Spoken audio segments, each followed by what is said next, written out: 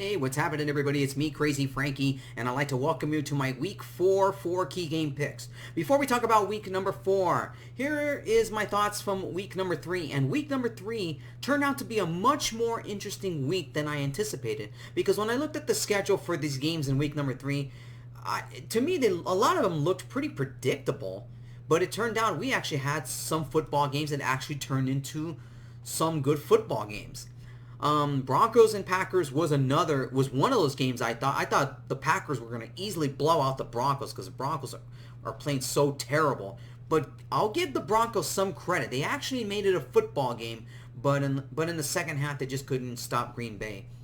And I'm starting to wonder about the Packers offense here. Is their offense having trouble even though Aaron Rodgers is praising a lot about their defense?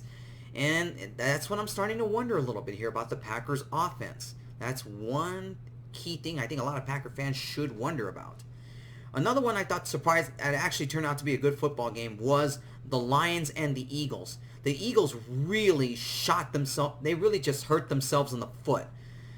I mean, I can understand. Look, the Eagles they're having injury issues right now, and really, but that still doesn't explain the fact they lost to the Lions. And give the Lions some credit. This team might be turning it around, even though they probably should have been 3-0, but they're 2-0-1. That one tie came at the hands of the Cardinals in week number 1. And actually, this Lions team, could they start to make a move now in that very tight NFC North division? And that division right now is really competitive.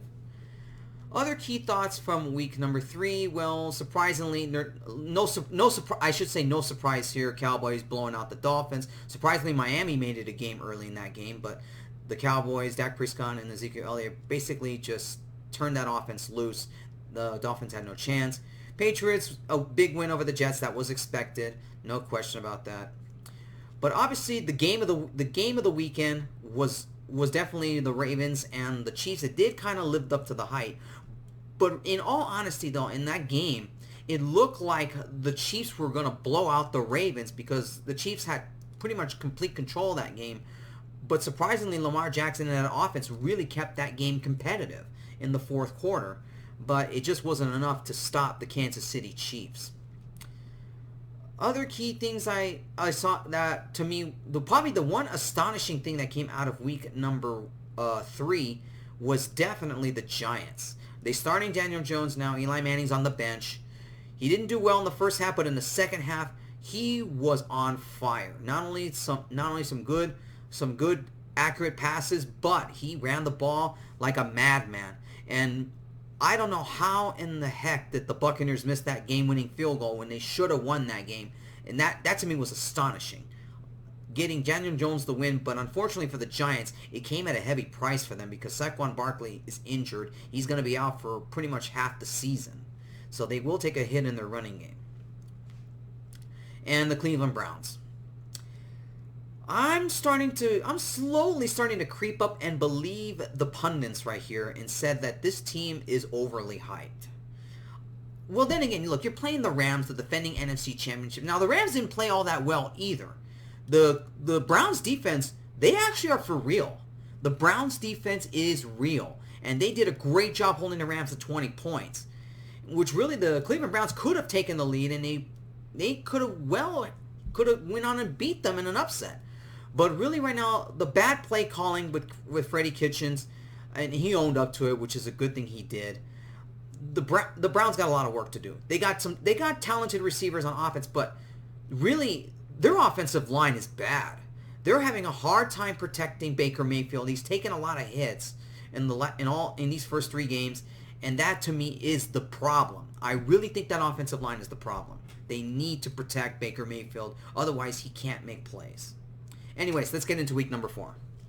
All right, let's begin with key game number 1. It is the Philadelphia Eagles versus the Green Bay Packers. Packers are a 4.5-point favorite in this one, and that is just about right.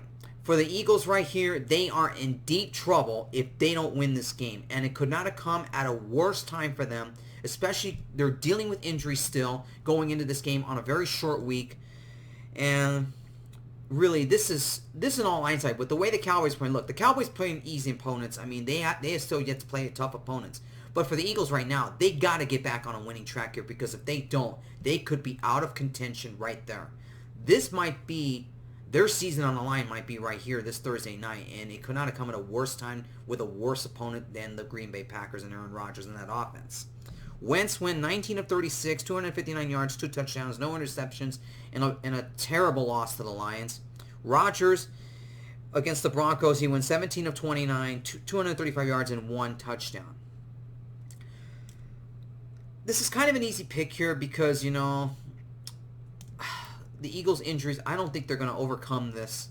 They got big-time problems up front, and then Wentz is taking a lot of hits again.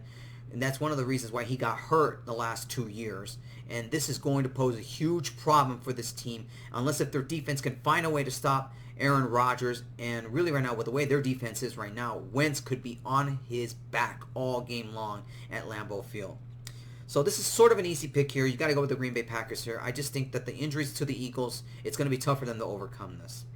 Packers over the Eagles. Key game number 2, the New England Patriots versus the Buffalo Bills.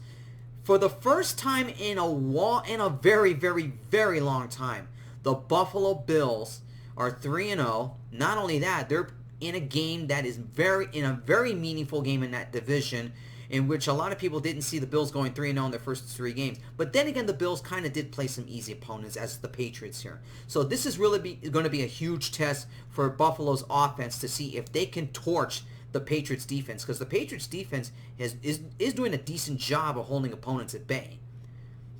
And really, this is a huge test for Buffalo here to see if they can really get things going offensively. But knowing the Patriots and the way they play, and look, the Patriots are a 7-point favorite in this one, and I sort of agree with that.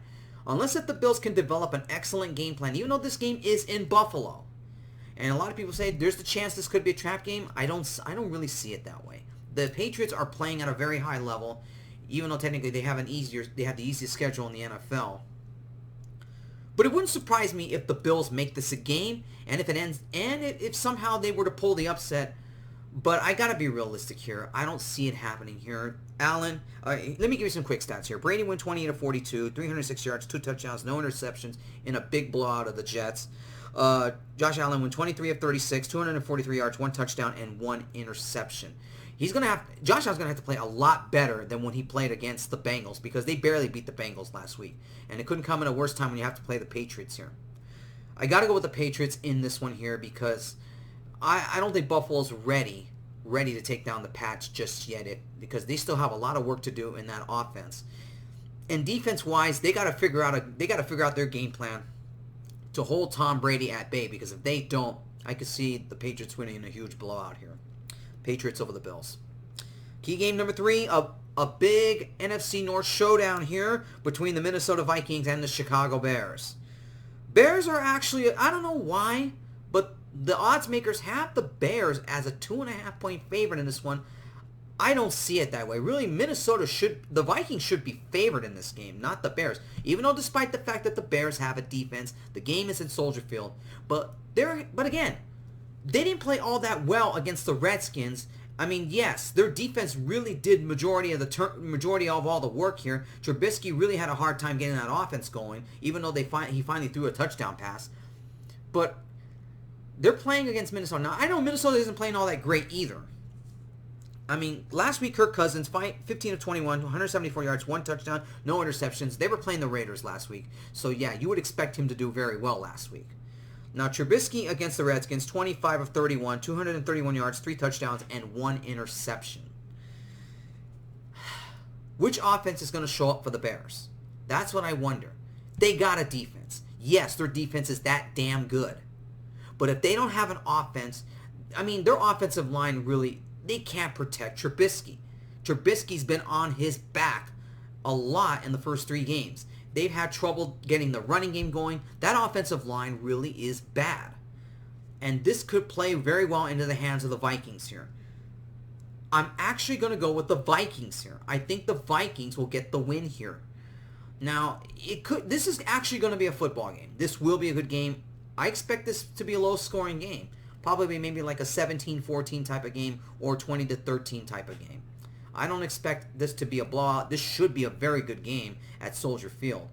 But I just think that Minnesota's offense is just a tad better. And I'm going to use the word tad. It ain't that impressive either. Minnesota's offense is just a tad better than the Bears. But of course, you can't underestimate that Bears defense. That defense is really that damn good. But if Trubisky and that offense don't get anything going here, the Bears are just... They're only a one-dimensional team. That's it. So I would say I'm going to pick the Vikings here. Vikings over the Bears. And finally, key game number 4, a big one Sunday night. It is the Dallas Cowboys versus the New Orleans Saints. If only Drew Brees was playing in this game, it would be a much bigger, huge game. It could have been the game of the weekend here. Now, Dak Prescott went 19 of 32, 246 yards, 2 touchdowns, and 1 interception. Terry Bridgewater went 19 of 27, 177 yards, 2 touchdowns, and no interceptions in a big, surprising upset win over the Seahawks. This is going to be a huge, huge test for Teddy Bridgewater if he can handle that pressure against the Cowboys. Now, Dallas's offense, give them a ton of credit here. They really are turning things around. But they played easy opponents. Now, you could say that New Orleans could be such an easy opponent right here because they don't have Drew Brees. But I don't know. The Saints do have a running game. Kamala's really have to be one of the keys for that Saints team to beat the Cowboys here. And the Saints defense is pretty decent. It's pretty decent. Dallas Cowboys defense isn't all that great. So the Saints kind of do have an advantage there. Offense-wise, Dallas's offense is just a tad better than the Saints. Dallas is like I said, Dallas is a 2.5 point favorite in this one. I do agree with that. It should be a good one. I think this is going to be a football game. I don't see the Cowboys blowing out the Saints here. This game on Sunday night, I think it's going to be a good one. So who do I have winning this game? I'm picking the Dallas Cowboys here. I just think the Saints I would feel a lot better if Drew Brees was playing in this game, and I definitely would have picked the Saints to beat the Cowboys here, but I don't know if Teddy Bridgewater can handle that pressure, especially at home against a very tough Cowboys team. I'm going to pick the Cowboys to win this game here, but it's going to be a good game. It's going to be close, but I think the Cowboys will win this one here. Cowboys over the Saints.